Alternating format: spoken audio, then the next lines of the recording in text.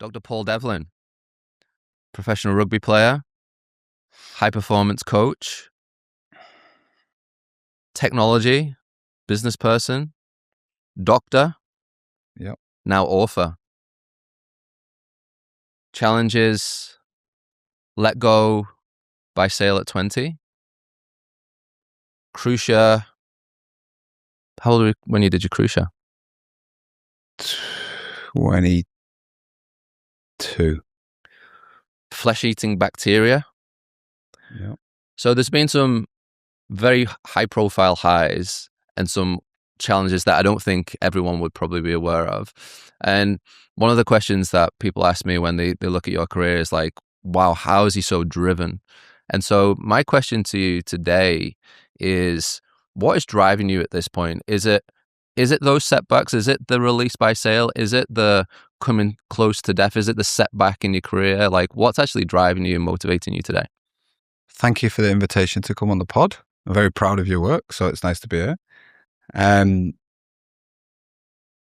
a good question, right? I've thought about how I would respond. So I reckon that the sale thing, actually, I wasn't technically released, right? What happened, I've never really told this story, but what happened was I'd signed when I was, just before I was 18, and gone into a full-time sporting environment when there was no academy. And so then a year after that, they signed up a load of kids who became rock stars, like Charlie Hodgson, Mark Cueto, Rich Wigglesworth, Joe Shaw was there, Alex Sanderson, genuine rock stars of the game. And they all came in and were all comfortably better players than me. But as you would know, like from us being best friends for so long, I lived a life that the old guys taught me for those 3 years at Sale, where I trained hard, undoubtedly, like I was on a mission to prove a point. Because as a kid, I hadn't, and part of it was because Dad wouldn't let me sign a contract for like $3,000 with a professional rugby league team. But also, I wasn't getting offers like everybody else was when I was a young kid. I'm talking like 13 to 17. And it was only when I started playing rugby union that differentiated me. But what happened at Sale then, after 3 years of partying, of playing, but didn't play that often, didn't establish myself as a regular first grade player. But I definitely established myself. Like in that time, I'd played for England under 18s, England 19s captain, played for Ireland under 21s. Like I'd established a solid career. But I'd signed that contract when I was 18. And so they called me in. I'll never forget it. It was the first jolt in my life I got, which was a major setback. And they were like, right, we just don't think you care enough. I was like, what? And at that age, I was still a bit cocky and chip on my shoulder. Are we allowed to swear? You can do whatever you want. So I was like, fuck off, that's bullshit. And I was filthy with them because what they said was, we will renew your contract, but only on the terms you're on now, which was like massive underpayment because I'd signed it 3 years earlier and everything had changed. And so I was most offended by the way they treated me. And it was so dumb. When I look back, I was just dumb, young and dumb. And didn't think I'd be able to live on that money, even though it was reasonable, looking back. And so I was like, no, I don't want to do that. But most disappointed in what they told me. I didn't hear the message they were trying to say, which was, mate, pull your head in. That's what they were trying to say to me. Cut the drinking down, training hard when you're living like you think you're a rock star and leading other people astray, which in reality, I look back and realize I was embarrassing. And then an opportunity came around the time when I was like, right, I've either got to sign this contract or I've got to get something else to go to Widnes and play in Super League, which we'd grown up massive Widnes fans and it was like a dream. But I reckon that was the first shock because I went to Widnes then trying to prove a point to Sale. So it's always about trying to prove a point to someone, I think. And I think about, as I was thinking about how I'd answer the question, like it paid off because after the first year at Widnes, it went really well and Sale paid me to come back in the off season of Super League. So they were like, hey, we've seen the progress. You finally pulled your life together. I actually hadn't, but they thought I had. And I went back when Jason Robinson went off to the British Lions, actually playing over here. I went back to Sale for 3 months in the off season. And then I went back to league again. And obviously then moved on to other things in rugby. But that like first experience of trying to prove a point. My career developed at varying paces. And when you reflect on it when you've retired from playing, like I was never happy. I've talked about this on pods before. I look back on my career as like a failure, pretty much. I hated it, but I didn't. You know what I mean? But I find it hard to accept the good things that were in it. And in writing the book that we'll talk about later, I've realized that it's because good is never good enough as an athlete. If you're truly driven, good is never good enough. And I think that those first little bumps in the road, and there's been like relentless bumps in the road as there is for everybody. What drives me, I think it's, I enjoy two things, I think, mostly, like if I try and really reflect. One is I love a challenge that people think you're not going to be able to do, and especially where it requires sacrifice to achieve it. I reckon for whatever about our upbringing, I reckon that is ingrained. Like I think I'm pretty good at sacrificing more than a majority of people. If sacrifice leads to gain, right? I reckon that. And the second thing that I've realized later in life is I am so driven by helping other people do that, and that trying to inspire other people to achieve things that they're not sure they're capable of. And that's why the coaching was probably more successful for me than playing, depending how you look at it. It's that helping other people get better and achieve things they didn't think possible, coupled with me trying to prove a point, all underpinned by actually a relentless curiosity. Yeah. Do you think there's an empathy there? Because you mentioned that time when you were at Sale, and I remember that time at Sale, and you were doing really well. I think you were captaining the Jets, were you? Like at time, and that time at Charlie Hodgson, Quates, we get like all international players with like great careers, and you were the leader of that. But I think, like looking back as a coach and seeing that like young kid, how would you have coached that kid? Like looking back, that's a great question, and I would have hammered him. Honestly, I would have been really hard on him because I've told you this, but my kids now, as you know, older, like 19 and 17, and last year when we went home for Christmas, they got in the loft and mum was getting down pictures, to show them here's what mum and dad looked like, or what your dad looked like when he was young and whatever. And as you do with your families. And my school reports were there. And I said, let's have a look at my school reports. Mate, I was nearly in tears. I was horrified at my year 11 and 12 school reports. It's so embarrassed. What did he say? It was just relentless on not going to fulfill his potential, wants to be a smart ass, prefers to be funny than work hard, and doesn't realize his potential, like every single one. So it was a theme, and I was so embarrassed. I was mostly embarrassed of my kids reading that. It turns out it's probably helped them in the long run, as I underestimated their ability to process that. But I was so embarrassed. And I think back to, that was me as a player, like where we grew up. It was about proving that you could look after yourself and no one was going to bully you and no one was going to pick on you, which helped me as a 17-year-old going and training with like grown men at Sale. I look back and I'm still friends with the majority of that group. That helped me because there was no real fear there. There was fear of me not being good enough, of course, but there was no fear of like physicality or aggression or that sort of stuff. I didn't worry about that. Where do you think that come from? Because there was that like bit of the chip on your shoulder. Like I carried it for a lot of my life, early life anyway. That kind of like just that aggressiveness. Like, what do you think it was about like where we grew up that I think it was celebrated? Yeah. Well, yeah. It wasn't how hard you worked at school. It was who could show the least fear when they were under the blowtorch, be it on the streets or be it in school or whatever. And I just reckon it was pretty rough, like where we used to hang around and whatnot, and it was very rough, let's be real. And I think I'm horrified by some of the things. When I think back now and some of the things that we've seen growing up around that kind of like age that like Nancy and your daughters are now, brutal. Like if our kids were seeing that in real time, like, oh my God, how would I react to that? And I'm really proud of it at the same time. Not proud that I saw it because I'd like to have been able to stop some of it happening, but proud of the fact that it makes you who you are, doesn't it? But I do think like I carried that. Like I'm super proud of Widnes. Like I hate hearing people talk bad of it. I get really fired up about it. But that's partly because of the rugby team too. Yeah. And how they've fallen off the wagon. Like they were my heroes and both of our heroes growing up. Like legitimately, I was obsessed with them. I know you were. I think if I wouldn't want my kids to grow up like that. And it's not like that now. Like it's nothing like that from going back there. Times have just changed, but it definitely created a chip on the shoulder. But it's not all negative. Like that helped me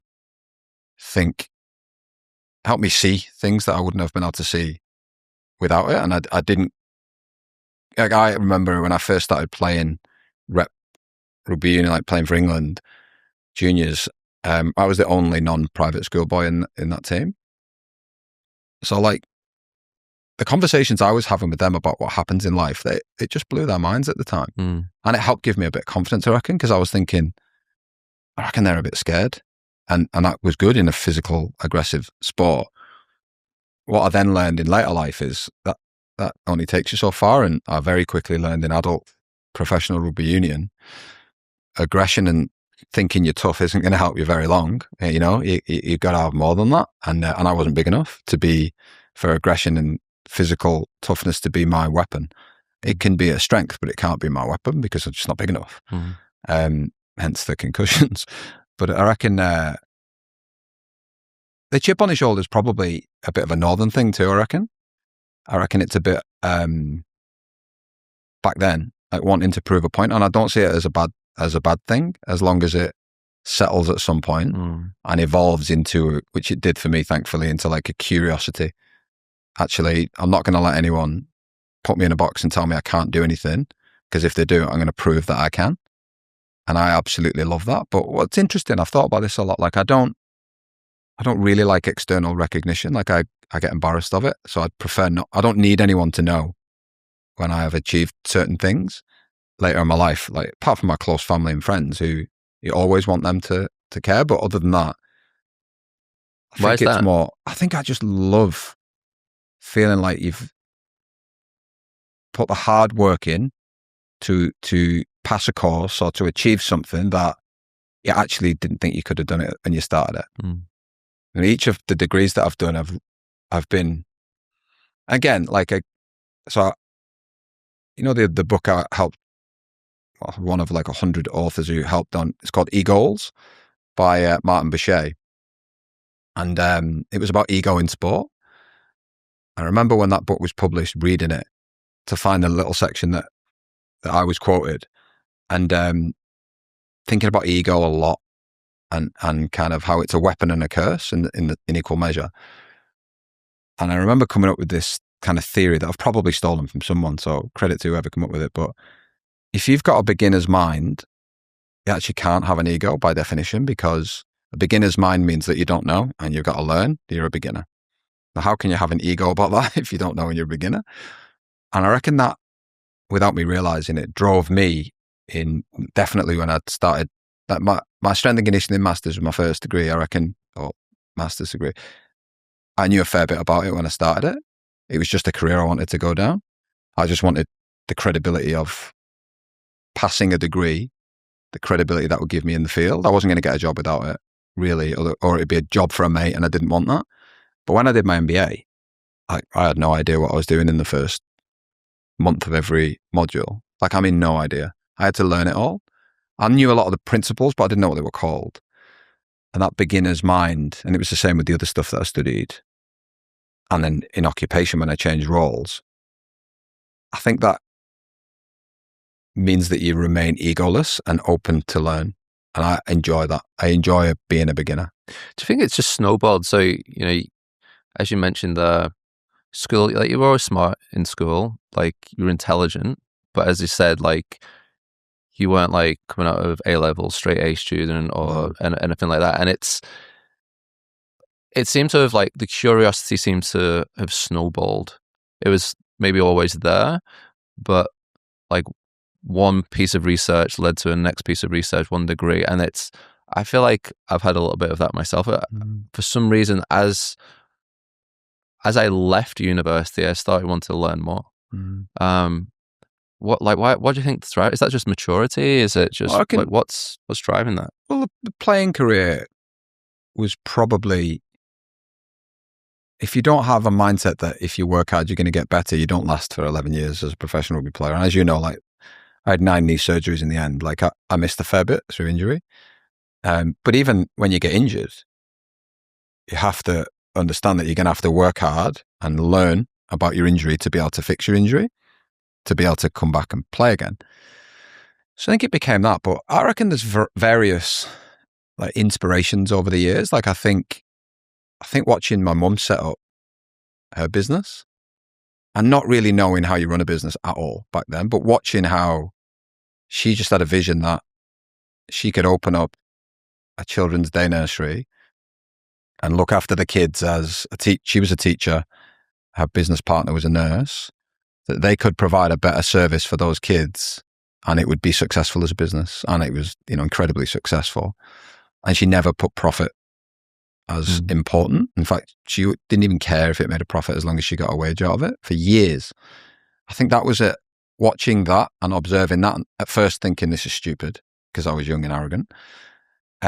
Watching that was pretty inspirational. If you're willing to work hard and learn, because she didn't know everything about running a day nursery, you can generate. And then, like, think about you. You were inspiring because you came over here. Well, actually, to give your mum a rep, like, she was probably my first inspiration. She was the first person that I'd seen, like, own a business. Yeah. That's the first person I really knew who'd... Well, then you did it. Yeah, so I remember... Following that, so shout to Christine. It felt like, I remember looking at your mum and was like, wow, that's amazing. Like, she's got this business, she's created this thing, this nurseries, she has her own business. And I think that's probably one of the first seeds, like, in my mind. I was like, oh, that's cool. I like that. Yeah, and I didn't, like, you were way more entrepreneurial, you were in the business world. I didn't look at it as I'm going to set up a business. I would now, but back then I looked at it as, I can't work out why she treats people like that. Like, why she could make so much more money. Why doesn't she do that? And that was the bit that inspired me, that she didn't actually care about that. She'd organize things that would cost the business money so that the kids genuinely loved it. And not mostly because she just cared about them. So I reckon that was an inspiration. And then you came over here and set up your own business that, it was hard watching you come over here because my best mate was gone, for years. And, remember when I came over and visited, and I'll never forget having quite a few parties, but going home thinking, Jesus, like, it's a legit global business. Like, this is a big world. And I'd travelled a bit. I'd been fortunate to travel with rugby, league and union all over the world, but that's like a sport trip. And then you look and you're like, well, I didn't really understand your business back then. But all I knew was you had an idea, worked your ass off, surrounded yourself with good people, and were living a hell of a life. It's like that also, and that's on the other side of the world with no support from family around you. And I'd also, at that point, had 2 kids, and myself and Lauren with the girls had never had family around us. So it was like, you know what, you gotta keep thinking bigger. As long as you're willing to work hard and you're not got an ego, you don't think you're better than everybody else, and you can make friendships and relationships develop well, you can really do anything. I'm not sure I quite believed it at that point, but they're the sort of things that inspire me, I reckon, to think if you're willing to work hard and learn. And I reckon if I was to sum up what I've tried to do, my character, if I'd want on my gravestone, I've tried to legitimately learn faster than anybody else as a competitive advantage. And the reason why I say legitimately is like validated learn, not like I'm going to go and read a load of stuff and then I'll be the smartest. It's not about that. It's, I wanted to pass courses. I wanted to get qualifications that show I've achieved a level of learning and understanding.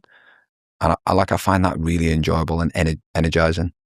I mean, it's incredible to go from, most people might make one like pivot, career pivot in their life, and, whether they're successful or not, you've almost made like 3 big pivots. You've gone from player to coach, coach to business and technology. And I think I'm intrigued by this. I mean, if you weren't my best mate, I would be intrigued by you as a blueprint, given the kind of like wave of change we're about to go through, because I feel like there's some clues there about handling transition. And so I'd love to dig into that, about like how you, like, what was the process that you went to go from player to coach, from coach to technology? Was curiosity and education like the pin from it? Was it network? Like, what are the things, what are the shareable traits that you think you could share with people about those transitions that you went through? I've talked a lot about this because people always ask me, mostly in my current day job at Amazon, they'll say, like, when I do my introduction, they say, how did you end up here? And so I have to kind of go through it. So I've thought about it and talked about it a lot. The key one being, each of the major transitions, like player to coach, coach to business, I was actually doing it before. That's the first thing. So when I was a player, I went over and played in France, and like, we didn't have two dumbbells the same weight in the gym. Because in France, they didn't really, I know it's a top 14. It wasn't like it was a low, crappy league. We finished 9th that year. So we were a very successful team, which is kind of what inspired some of the stuff in the book.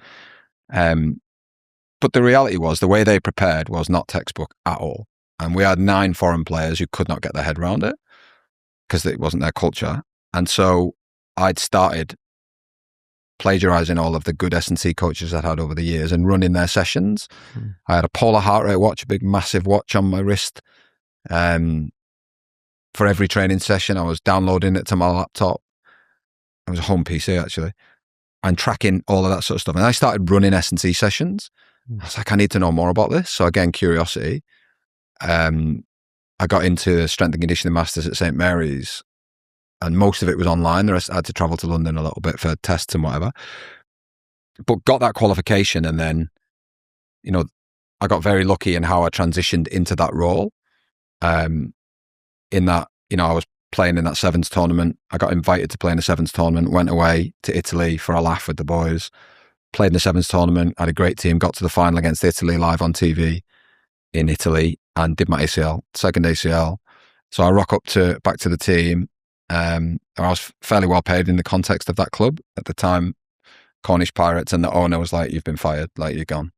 Lauren was on maternity leave with Isla, so we had 2 kids under 3, no salary, sacked. And because you were playing outside of... Because I breached my contract. Yeah. And so that's where it got funny. And again, law degree later on taught me this, but at the time I just got lucky and I was reading my contract. And so I said to them, so you're firing me? I went home and considered this and came back and I said, so you're firing me because I played for another team and I breached my contract? I said, yeah, but not because I got injured. I'm like, well, that's irrelevant because there's no term in my contract that says if you get injured outside training, you get fired. Like, there should be, but there isn't a clause on that. Yeah, okay. All right. So you understand the law of precedent means that you have to sack the other 8 players in the team who were playing because they also breached their contract. So you can't prejudice me because I got hurt and they didn't, which turned out to be a masterstroke. They couldn't sack me. But also I was deeply embarrassed. So I don't say that like cocky, I got away with it. I was so embarrassed as a leader of that team. I'd done my ACL and I was pretty much out for the season. And the head coach I'd got on well with. I'd finished my masters. I'd been working for free anywhere I could. And he said, why don't we take him on or why don't we change his role to be rehab and nutrition coach? And he can just give us, you can do whatever. Do your own rehab. Literally do your own rehab, but, you know, bring a bit of professionalism to, and I brought energy, like I invested hard into that. And so that was then at the end of that year, I came back and played like 5 or 6 games. Lauren got a job at Leeds, so we had to move up to Leeds. And then the assistant coach there got a job at Doncaster, and he said, why don't you come in as my head of S&C, head of strength and conditioning, head of me and another guy with the team, and I was the head. And that was how I transitioned into that. But I'd already been doing it. So the transition was really quite easy. And then I got really good mentors, which are a really strong belief of mine that you need excellent mentors who'll tell you straight and hold you accountable. And then equally... Just to dig into that, because I think you're really good at that. The surrounding yourself with mentors, with a group of people, your networking ability has always been really strong in that area. So, you know, just to summarize a couple of things I see, like massive adaptability in the face of challenge and building from the challenge and taking the opportunity of that. But then the second thing is surrounding yourself with people who tell you straight, mentors, a strong network of people. Yeah. Well, you know what? I was very fortunate. I was in a leadership course in Singapore for Amazon middle of last year. And I met a guy called Harry Kramer. I think he's a doctor or professor he's the head of the business school at Kellogg not Kellogg's Cornflakes, Kellogg Business School in America. And he gave one of the best keynotes. It was just outstanding. And one of his key phrases that I've lived by since then, and it made so much sense to me, was to be good at anything, you need, and he used this American language I'm no good at, but what's your juice? Like, you need to know, what are you really good at, right? And then the next thing is, you need to know who knows what you don't know. And I reckon if I think about my career, I tried not to have an ego as much as possible, but I am like completely obsessed with finding people who know what I don't know and learning from them and making it a mutual value exchange. So if I can help you in any way, like, I will. There's loads of people throughout my career I think I've genuinely helped, and then it's reciprocal, like they want to help you back. But the key being, if you're able to self-reflect and know what you're not good at, and then go inspire someone to help you. Like, one example being S&C with Kelvin Giles, who's my absolute hero. Because he was like, Brummie, went over to Australia and changed the game in rugby league. Any rugby league fans listening will know who he is. And if not, Google him. Total rock star. Tough. All the things I wanted to be. And as I was learning and I was Googling whatnot and reading everything about being a strength and conditioning coach, I just wanted to be like him. So I would go to every conference, pay for myself to go to every conference that he would be at and sit in the front row and make notes. And I found myself making the same notes relentlessly. And then I'd wait at the end in the hope I'd bump into him. And I remember one day, one of the coaches I was working for saying, "Why don't you just go and talk to him?" I was like, well, I don't want to bother him. He's like the guru. I don't want to bother him. He'd moved back to the UK at this point. And I waited one day and I just said, "Hey, mate, I just wanted to introduce myself." And he said, "Oh, I always see you," like classic Calvin, "I always see you sat on the front row. Why are you listening? I'm saying the same stuff. You're not going to learn anything." And I said, "Oh, well, actually, look, here's what I've learned." And I showed him what I've learned. I left and I emailed him and basically said, like a little love letter, "Hey, mate, I love everything you do. Here's why. Will you be my mentor?" And he literally replied 2 minutes later, "I'm not sure what I can teach you, but yeah, happy to help you any way I can." So I kind of modeled that in the future and try to reply to anyone who ever asks me the same question. And then, the other thing that I reckon is really important that I was really big on, I'm not quite sure why, I can't work out where it came from, is every contract I signed when I became a coach, when I became an S&C coach, I allocated 10% of my take-home salary, allocated and spent sometimes more on education. Wow. And I was earning very little early on. Like when I signed at Melbourne Storm, I wasn't on a lot of money because they'd taken a chance on me, so I didn't even read the contract. But I would always spend 10% on learning. So that meant like flying over to America on study trips, coming to Australia when I came to visit you was a study trip from Hull FC I'd paid for myself, and allocating a portion of my salary when I couldn't really afford it to learning and getting better, I thought was like non-negotiable. And I don't know where it came from. It must have been inspired by someone who I can't credit for it. But that also drove that reinvention because I got to see different things. And then equally, you see good, but you also see those gaps. Like you see who knows what you don't know, and you can build a network for that. But you also see what your juice is, because you'll see, now come over and observe in the NFL, for example, which was, I had a perception that the physical performance departments in the NFL, because there's so much money, must be the best in the world. And to be totally candid, like they're not, and they weren't. And I was going in them and saying, wow, there's some incredible stuff here, but there's some really poor stuff that I reckon what we're doing with 100th of the budget, no joke, some of the bits we're doing are better. What would be an example of that? Where there's money, there's ego, right? And accountability, and the challenges in holding very well-paid athletes accountable for standards. So I saw some great examples of it, like with Sean McVay, for example. In the NFL, you have an official weigh-in twice a week. So by the official, as in every club has to weigh their players twice a week, and it's public knowledge. Why? Just to, because it's important for the game, right? So if you're an offensive lineman, you have to be a certain weight, but that's an accountability. So it's agreed on from the NFL Players Association. I agreed it in the CBA with the teams that if you come in and you're an offensive lineman, you need to be 300 pounds and you're 280 because you've not eaten enough food or whatever the case may be. That affects the game, and it's too important. There's only 12 games a year or whatever it is. So they have a twice a week weigh-in. There's also an agreed fine structure. So you can be paid $900 per pound over or below their weight. Wow. So if you're not in your band, you're above or below that, $900, up to $900 per pound above or below. And Sean McVay at the Rams, I remember saying, we max it. So we've got players getting fined $3,000 twice a week for being overweight. What was the advantage of that? Holding them accountable. Okay, got it. So then they're being hit because professional athletes only care about two things: time and money. Yeah. That's just a fact. I've been one and coached them, and they've got lots of other qualities, but that's it, right? You want them to buy into the standards and all the rest of it. And that's true, and they do. But actually, at some point, there has to be raw accountability. So there's a good example. Mm-hmm. But there were countless examples in college football, for example, in the US, to pick on the US again, where I would go in and would watch hydration testing. So they'd, obviously they go to college. So they're actually studying, full-time students, but now with NIL, they're getting paid a lot of money. But they're also playing in front of 120,000 people at the weekend. I was at UCLA.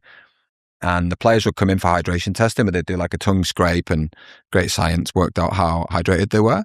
There's a really clear correlation. If you're dehydrated, your muscles are drier, let's say, to keep it simple, and you've got a higher percentage chance of a muscle injury. And we can prevent that. And some of the players would walk in and just go, "No, not doing it." And I was like, "What?" And they just walk off. The one simple example, it's very easy to understand. Like, we would not have accepted that in any team I worked in. Like, that's just not acceptable. So standards like that, really interesting to see what you perceive. And so I think that helped again with ambition and growth mindset, that sometimes, and this is definitely the case as fans, I hate to break it to people, but it's true. The programs that you think are the best programs and they must be really professional, unbelievable, by like common standards, sometimes aren't. That's the thrill of elite sport. That's the thrill of trying to run a high performing team.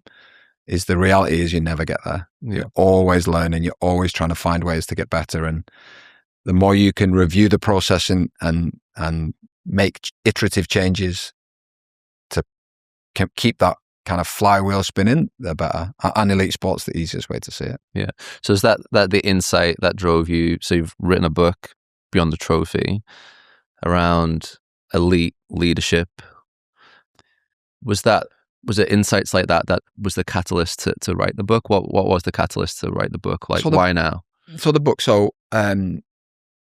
after 11 years as a head of performance, through growth mindset, through investing in my career, I got to observe, I got to lead a lot and learn lessons and know what my juice was and know what I definitely wasn't good at, and have to learned a ton from my MBA during that process to try to become a better manager and a better leader. I started for the sponsors I wrote a keynote that was my leadership lessons, which was, here's all the things I've learned from other people and observed, and here's what we do at South Sydney Rabbitohs. I started it then at the Broncos. Here's the things I've learned. And then the club asked me to start presenting it to some of the sponsors, like as a value add to them.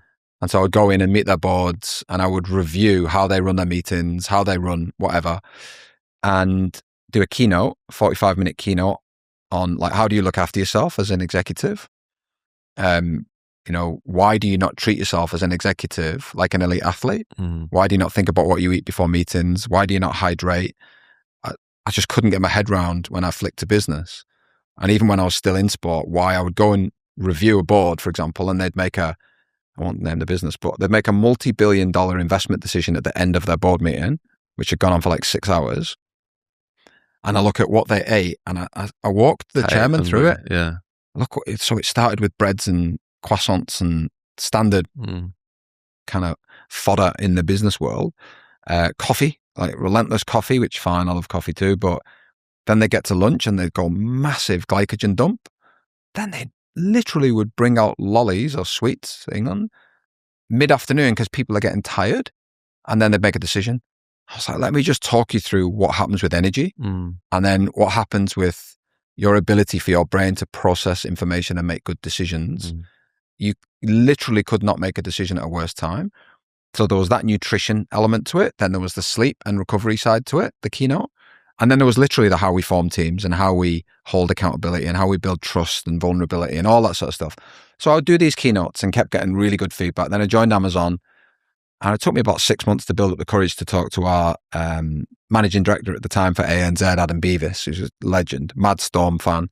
I became very friendly with him, and I just said, mate, I got this keynote. You might like it. It's about, and he's like, straight away, as Adam does, he's like, mate, come and do it with my leadership team. Love it.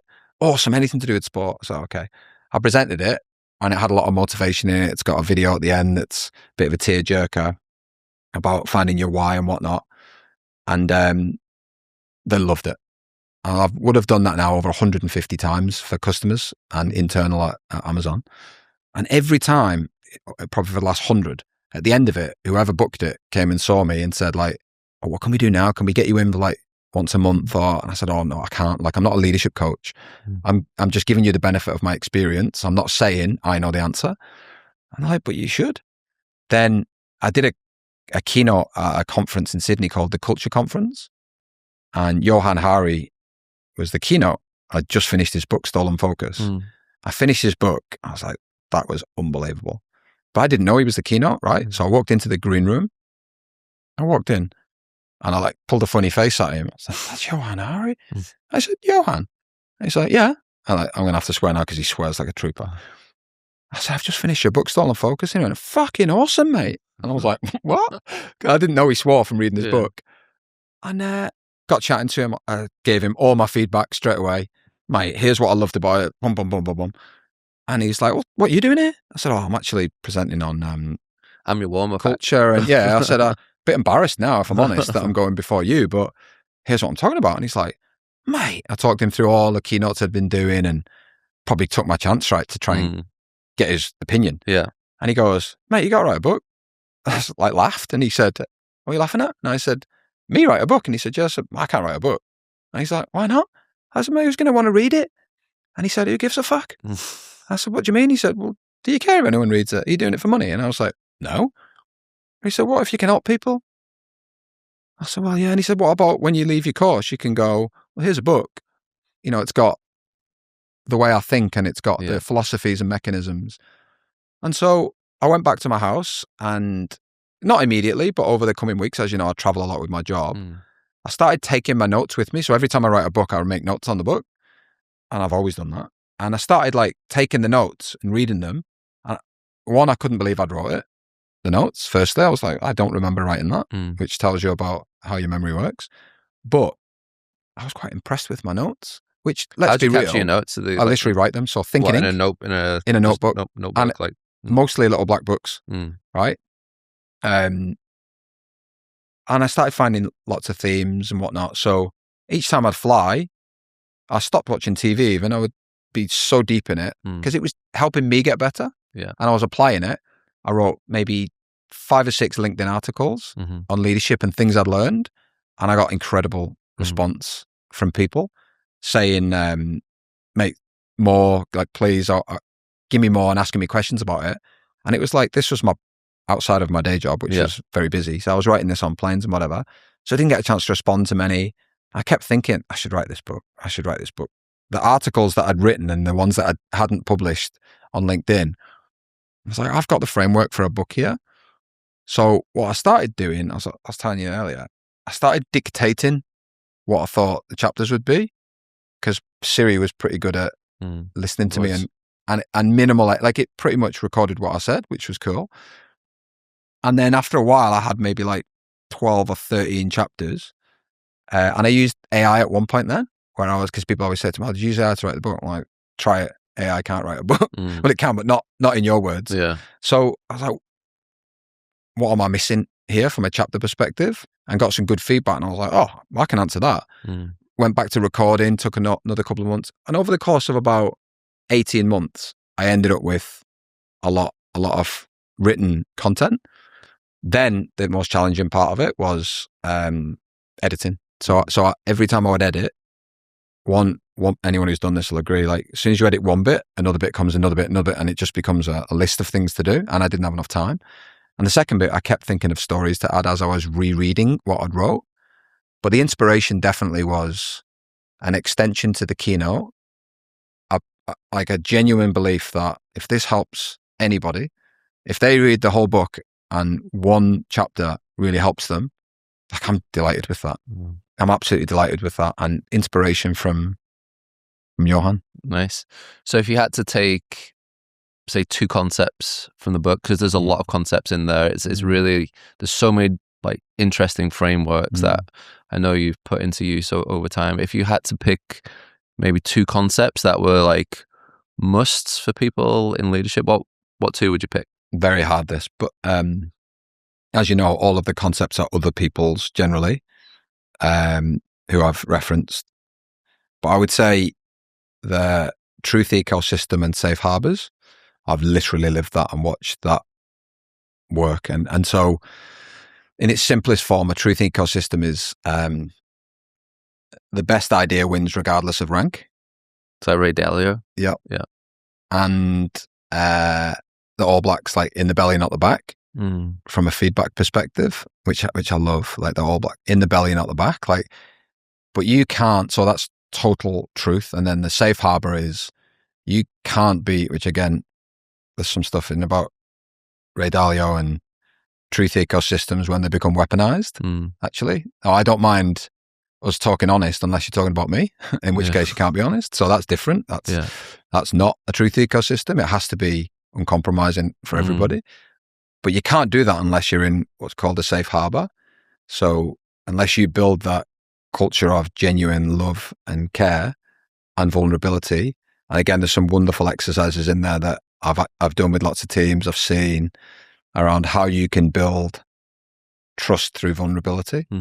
And it's the bit that people miss when I'm doing these reviews is it's not a one-off thing. Like the Triple H session's a great example of John Gordon's that I used a lot, where always start with the leader, but in a small group, you'll stand up and share, preferably away from the work environment because it's just different. But you'll share your lifetime hero, highlight and hardship. Like that is a really emotional thing to do. It's terrifying, but the payback is just incredible. So you have to create the culture 100%. that is the safe harbor to then the candor, the feedback. Because Ray Dalio talks about the idea of meritocracy in Bridgewater Capital and how like an idea, it gets basically rigorously pulled apart and everyone's in a room, people get to vote on it, but it gets stack ranked based upon your believability, your experience and stuff like that. So your ideas do get ranked. But yeah, they have this concept. It's candor, really. So, but it's hard in business. Like it is way hard. It's very hard in business. Like I've seen it firsthand. Like, and just on reviewing documents, court documents and whatnot, clearly, what they said and what they did may have been 2 different things in Bridgewater, especially. But you never know unless you're on the inside, which is just like sport. But there's no doubt that it's really, really hard to be brutally honest with people. So a truth ecosystem is not an easy thing to do. But if you ask anybody, would they like to work in a team where you can legitimately be, I always used to say, I want my teams to be the best version of themselves every day. And that might mean I have to change the way I behave, because not everybody is like you, and that's okay. but it's easy to say and hard to do. It requires constant reflection and iteration. But I do know, and that's why I guess those 2 as a first concept, the safe harbor is the one. And so how do you build a safe harbor around showing people that you care? You know, a great saying, people don't care how much you know until they know how much you care. It's so true. And again, it's easy to say, it's easy to fake, but if you genuinely care about your people, and I don't think the business world does this as well as sport does, because I always say in sport, in most teams, competition's about 8-9 months of your 12-month calendar. So you kind of go underground for that pre-season period. And in that period, you've had about 30% change in your roster. So now you've got a new team and you've got to build connection, vulnerability, safety, and trust. But, they spend all day together. They get pushed every day, by me previously and the team. They get put into vulnerable positions. There's lots of opportunities to build that connection and cohesion. And the good teams do it really, really well. Penrith Panthers, great example in the NRL. Look how close and tight they are. It's like they know what each other's doing without even speaking. They probably do because they've spent time together since they're like 13, 14 years of age. Great culture, very well-run business. When you then go into the business world, there just isn't as much opportunity. And some of the striking things for me were everyone I worked with knew who my wife was because she came to every game, and so did theirs generally. They knew my kids' names. My kids would often come into training and pitch side, and they'd come into the environment. And that fosters a level of trust and connection that's really unparalleled. Yeah. That's rare in the business world. Yeah. People would laugh at me when I said, why do we not have like a family event? Or a couple of places that my wife has worked, they've done this. But why do we not have like a dinner at least once a year where we invite partners and I can get to know your partner? Why would we not do that? Yeah, that was an example you mentioned in the book, the Melbourne Storm, when Frank Panisi, when you arrived, and it was all about getting to know you. What can I do for you? Can I set you up for this? Incredible. When the family came over, they did all these things, schools. He really went out of his way. Yeah, I think about business world, that does not really happen. But why is the question? Like the best inventions or the best changes are when people just say, again, it's an Amazon principle, but I think we could do this better. I just don't think there's enough focus on the team. Like it's in it, like with businesses, I just feel like there's more of an individualistic drive in a sport. By definition, with a lot of sports, there's a coming together, and it's just so clearly articulated to focus, which is, I don't know, I've seen it done. Like we had like a great culture when we were probably at like 20, 25 people with TVN. It was like an amazing culture. Like everyone was very, very ingrained. But like in larger organizations, I feel like, I've not seen that done particularly well, to be honest, at scale. You can tell you're my best friend because you just led me into my second framework that I would use, which is the principle I describe about the water carrier. And again, this is taken from another author, of course, in the captain class, Sam Walker, but and the talent reframe. And it really is that, like Carlo Ancelotti, who we both love from his time at Everton, rather than saying too short, rather than saying how talented are they, he says, how are they talented? Like that's the most simple talent reframe. And I think I've seen coaches in sport do this really well and coaches not do it really well, where they say, oh, no, well, even if you look at Man United, it's a good example with Ruben Amorim. When he was appointed, everybody said, well, they haven't got the roster, they haven't got the team to play his style. I was thinking, what a stupid appointment then. Because he's now asking how talented are they? Whereas Carlo would have come in and gone, how can I get this team to play a way that makes the best of them? And I tell the story from another book about Zlatan and whatnot. But if you think about that then, and the concept of the water carrier, I think that's the bit that gets missed in business that is obvious in sport. So we use this at the Rabbitohs and the Broncos, where, again, doing professional development, we went and spent time with the Tour de France teams. And for those who might not know, the domestique in the Tour de France. So one, cycling races are won by an individual, but they're raced as a team.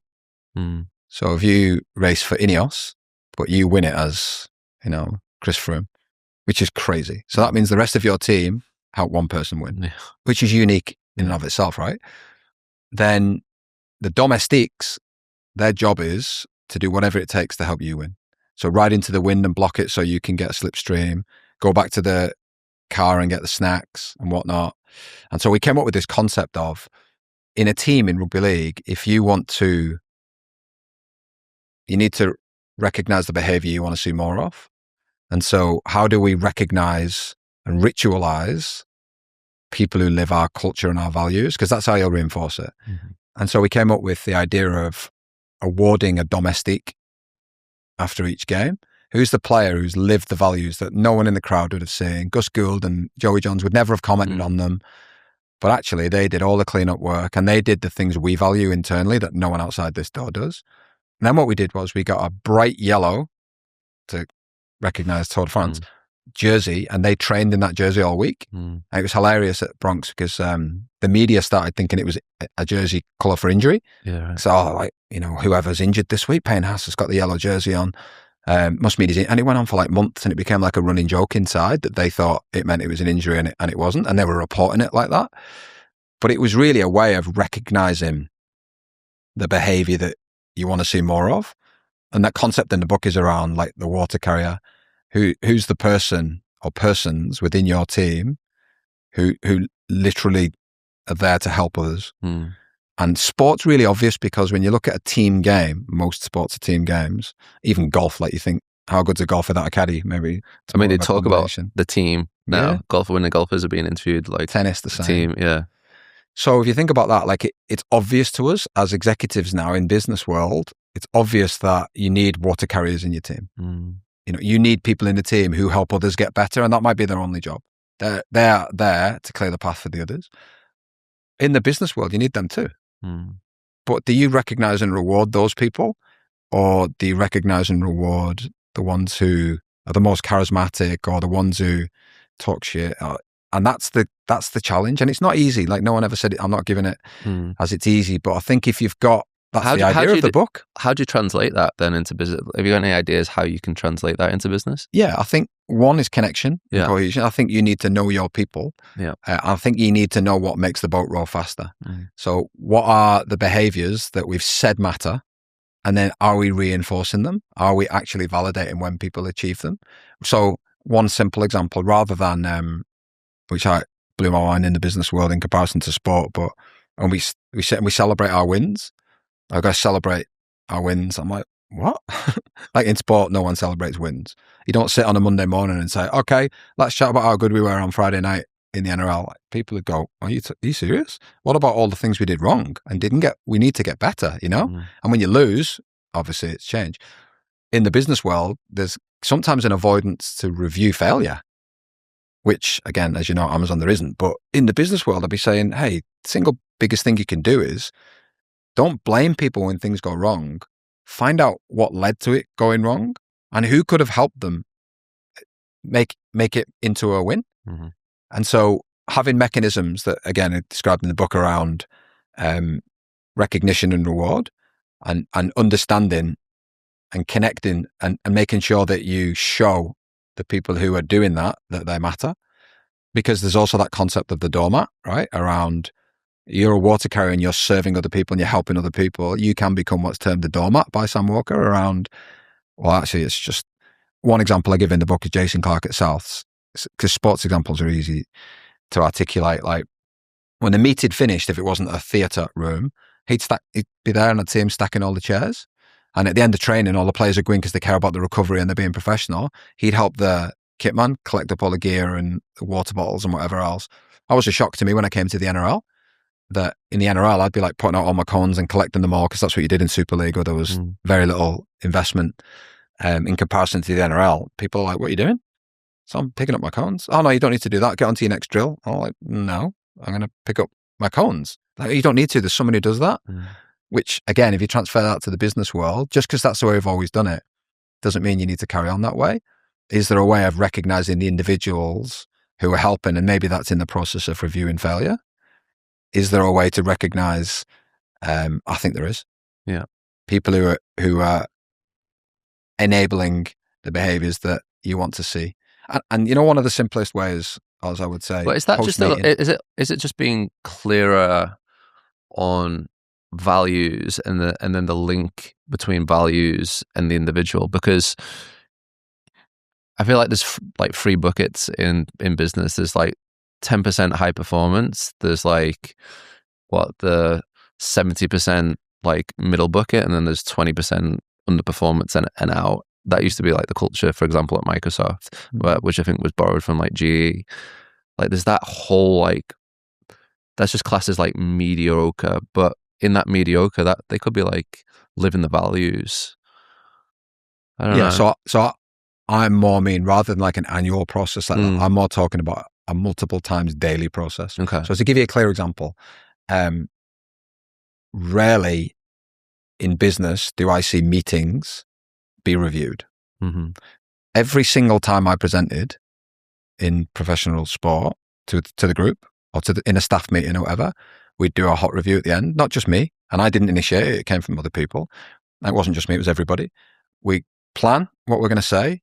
We deliver it, and then we review constantly everything. So if I do 3 presentations, so in the morning I stand up and I present for 10 minutes on what we're going to do in the gym today, what we're going to do on the field, and then review in the staff meeting at the end of the day. At the end of that, we do a review on everybody. Hey, you said you were going to deliver this, or you didn't speak to that player, or they weren't listening when you were talking. And so you get constant feedback loop constantly. And when I joined business, or when I'd be doing business reviews, I'd be saying to them, hold on, you didn't validate learning that occurred. So we just had a 1-hour meeting where you're trying to teach, you're trying to educate on new service we've got, whatever it was. Then it finished. And you're like, okay, everybody good? Yeah, awesome. And everybody left.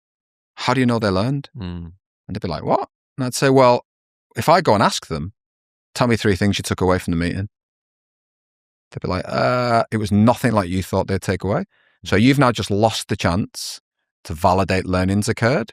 And therefore, because of the mechanism you've got in place, or the lack of the mechanism you've got in place there, you've not got processes to help the team get better. So imagine if at the end of that meeting, you took 2 minutes to ask 1 or 2 people every meeting, give me your 3 takeaways today. It doesn't matter what they are. It's not a judgment, but it helps me know if what I've delivered landed. And if it didn't, I get a chance to fix it now. Yeah. Right? Validate learnings occurred. You don't have to ask everybody, but by asking 1 or 2, everyone else is on red alert to go, okay, I've got an answer prepared. So you reduce the downside risk. You don't see that very often in business. There's just this assumption. Whereas if you flick to why does that happen in sport? If I assume you know the play that I've just tried to teach you, and then you get it wrong on Friday Night Live on Channel 9, you're going to come back and say, oh, I didn't know what it was. I'm accountable for that. Okay, you can't hold people accountable to something they don't know. But if you don't validate they know, you can't hold them accountable then. Yeah. Do you know what I mean? So the sport example, again, resonates with business people when I'll say, you're teaching about AI. And like a great example when AI came out and everyone started going, right, we've got to go talk to everybody about AI. And I'd be like, hold on, does anyone understand what they're talking about yet? Or are you going to talk to people about something you actually don't understand? It's really, really hard to get them to understand something you don't.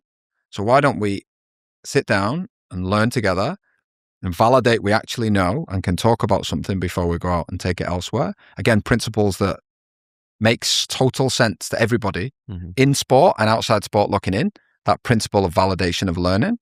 But why do you not do it in business? The same thing is said around building trust. Why do you not know when your workers' kids, your employees' kids' birthdays are, and that day matters to them? And if we say in sport, if it matters to you, it matters to all of us. So within your team, if you don't know when your kids' birthdays are, when your friends' kids' birthdays are in your team, like that's just a no-brainer. You should know that, and you should care about it, and you should make sure that they spend the day, where if possible, at home and connection, because you showing that you care there means a lot to them. So what's the rationale for things like these not being implemented? Like, do you ever get any like pushback in organizations that you've seen for things like that not being implemented? Not really, no. No, they're just not identified. Yeah, I think people struggle to close the feedback loop on recognizing impact. So rightly or wrongly, when we do it in a team, if the team wins, you make an assumption, which again is Annie Duke's resulting. You make an assumption that what we did worked. So I see this, it used to drive me nuts, when you see teams that win in spite of the coach, not because of the coach, because there's no evidence whatsoever from lots and lots of the data that we've got that what we said would happen happened. Like you see in sport on the inside, coaches who, here's the 3 things we're going to do this week. These are the 3 things that will win, and you spend all week planning and training them. They speak about them before the game. You get to halftime and they're losing by 20 points, and they don't even mention the 3 things. They talk about everything that went wrong. You get to the review the day after the game, and they don't mention the 3 things. And I used to sit there and go, what about, you spent 5 days telling them that these 3 things mattered and that was why you were going to win. And now because we lost, you forgot about the 3 things. So were the 3 things wrong? Didn't want to hear about it. I think that happens in business a lot more. I mean, you don't see it as much in sport because it's inside the inner sanctum, but Well, you get that feedback. You get like a weekly feedback on it in sport. Totally. Yeah. So I think in the business world, you have to have leadership who genuinely buy into progressively getting better. Like I want everybody in the team to progressively improve and get better. And so to do that, we need mechanisms that allow us to track growth and track failure and track learning. And if we can do that, we think the end product we'll be a better business unit. And the metrics for that are really clear in the business world anyway. That's the hard bit. So the pushback, I think, tends to be a lack of understanding. Hence, hopefully the book helps as like an architecture manual. Or like sometimes a bit of a fear of, maybe that will expose me. Maybe it will show I'm not good enough. Maybe it will show, which again comes from if you're not in a safe harbor, where if you don't feel like your efforts are appreciated and you can be the best version of you, whatever that looks like, then yeah, there's the problem. Yeah. It's lack of safety in that role. Yeah. Yeah, interesting take. Yeah, very insightful. Just to change gears, you mentioned AI. And so we talk a lot about AI giving you current role and AWS, driving a lot of that innovation. I sometimes feel like not to say you underplay the impact, but you're kind of like resistant sometimes to jump too far on the bandwagon of the hype. What are you seeing the difference between maybe some of the hype and some of the actual implementation with things like AI agents, for example? Like, where's the difference between where you're seeing the potential opportunity and then the actual implementation? So I would start with, I am of the strong belief that agentic AI will change absolutely everything about absolutely everything that we currently do. So unbelievably excited about it. Where you're right, temper a lot is a bit like when I worked in sport. Everybody came to me with the injury prediction models and injury prevention stuff that largely was absolute bullshit. Most of it was just rubbish. And as soon as you dug under the surface, what they thought, they just didn't understand what they were talking about. They got a little insight and then they tried to go sell it. And I feel like that's what happened early with AI. It was the answer to everything. It's going to do this, that, and the other. It's going to be, and we kind of know it will lead to answers everywhere. But one of the kind of guiding principles at Amazon is working backwards from the actual problem we're trying to solve. And that deeply guides me. And I've become really into it. Like I love the leadership principles anyway, but that's one that I really live by around working backwards. What is the actual customer pain point here? Or what is the advantage to the customer that has a business case that it actually isn't just another cost center? And I early on saw so many people going down that rabbit hole of using chatbot-based AI and giving it board minutes, at times. I heard people to get into, and it just became this like, it was applied to everything when it added no value or it didn't add commensurate value. And then it's before they even think about the economics and cost of it. Whereas where we've got to now with the agentic is so exciting. Like it's so exciting. But again, still, there are still lots of problems where AI is being thrown in, where machine learning, which has been around for 20 years, can actually solve the problem. We just need a prediction model for that. And the problem will be solved. That the whole, but like without wanting to put a down on it, like I am like outrageously excited about AI and the fact that you can have specialized agents completing tasks autonomously to come back to provide ways for humans to get better and learn quicker, I think is outrageously powerful in the human world. As you just said though, you need to understand what the problem is to be solved. Totally. I think if there's like a through line through this next period of time, whether it be on like the consumer side or the business side, like people need to understand what they're actually trying to solve for in the first place. And I feel like just in business, a lot of people just don't get that full stop, put it in a consumer's hands and like you give them the genie, but they don't actually understand what they're trying to create and like why they're trying to create it. They're still going to end up with crap. 100%. And you know what? again, use sporting analogies with sports data. Like, as you know, a real passion area of mine, tracking and sports data and shit in, shit out. Like, when people think you can use data to predict, it's in sport today, to predict all sorts. So you have, people on the internet, people setting up businesses, creating prediction models for this, that, and the other, that when you peel the onion a little bit, make no sense whatsoever to genuinely educated people. They're not, there's no problem to be solved because the answer isn't accurate at the end of the day. But yeah, undoubtedly, those who have a genuine problem to be solved, or customer pain point, or process that can be improved, and there are so many use case examples of it, that is undoubtedly agentic AI is going to be able to help. Then it becomes price performance conversation. Then it becomes, all right, we can use the biggest, best model in the world, but when we get 1 million people and 1 million inference at that cost per inference, like, actually, we're going to have to charge them an amount that they wouldn't pay. That's not value, So this is where agentic is so cool, and you can break down the workflows to have specific models. And again, at Amazon, I think we're incredibly well positioned with the Bedrock family in that when you're building out an agentic workflow, you need to have different horses for different courses. You need different models and the ability to switch them in and out, depend on what the task is in the workflow that they're fulfilling. So if it's text summarization, if you're taking in all social media comments to create fan sentiment, for example, you don't want to be using like a Claude Opus 4.6, which is like a supercharged multimodal model. Yeah. You actually just need a really simple text summarization model. It's got low latency because it's going to feed into the next workflow. So I think, again, comes from sometimes, and we're all in the same boat as we're learning, but people not really understanding what it is and what it isn't. I wrote some articles on LinkedIn about this earlier and got some great feedback around, right at the start of the AI hype, around people not actually understanding even what tokenization is, and actually knowing how does because again, curiosity and understanding, when LLMs came about, it's like, how does it know? Like, I feel like it's just like a human, which everybody felt like.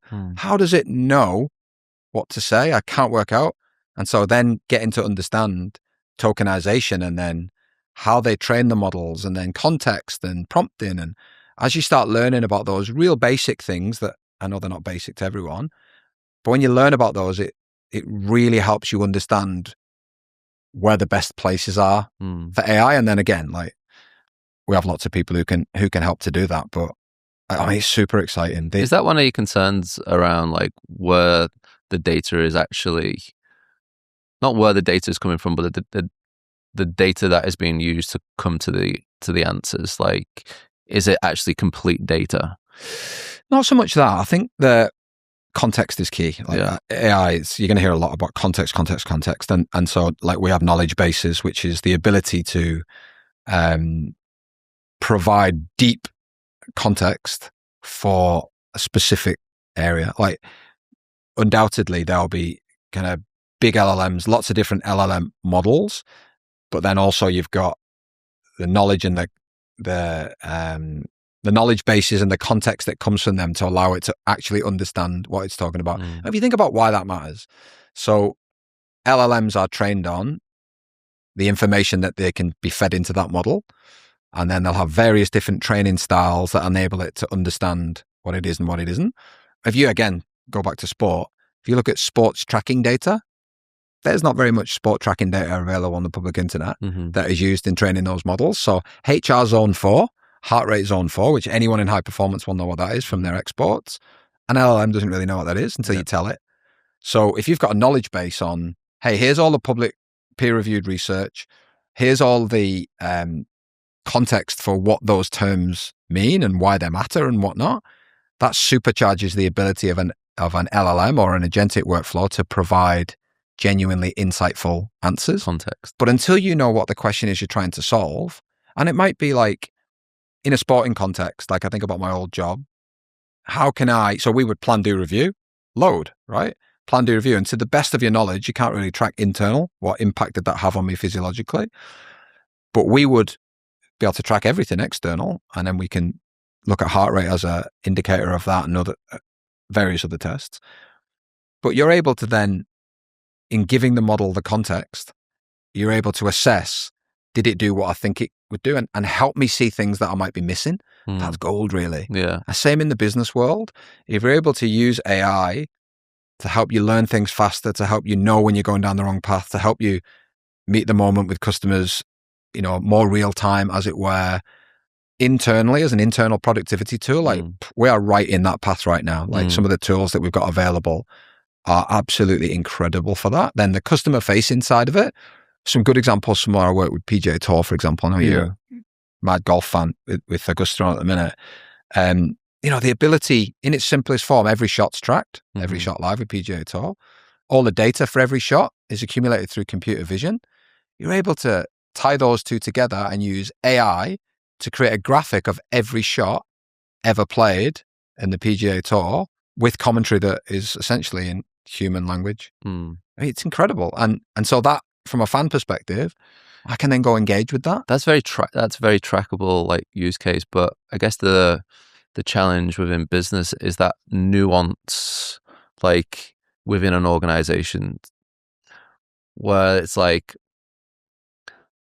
only an employee who's been doing a role or connecting within that role could probably train the LLM on what's actually going on. It's like, are you seeing any like almost like business debriefs, like of like employees like trying to train the model like within a specific business case? So that's exactly what I'm talking about. Like knowledge bases. Like it doesn't have to be a human sitting down and providing context. It can be documentation. It can be meeting minutes. It can be every single piece of written or verbal content that you've got. You don't need to, like, it doesn't require human intervention. The key is like correction of error sort of side. So adding human in the loop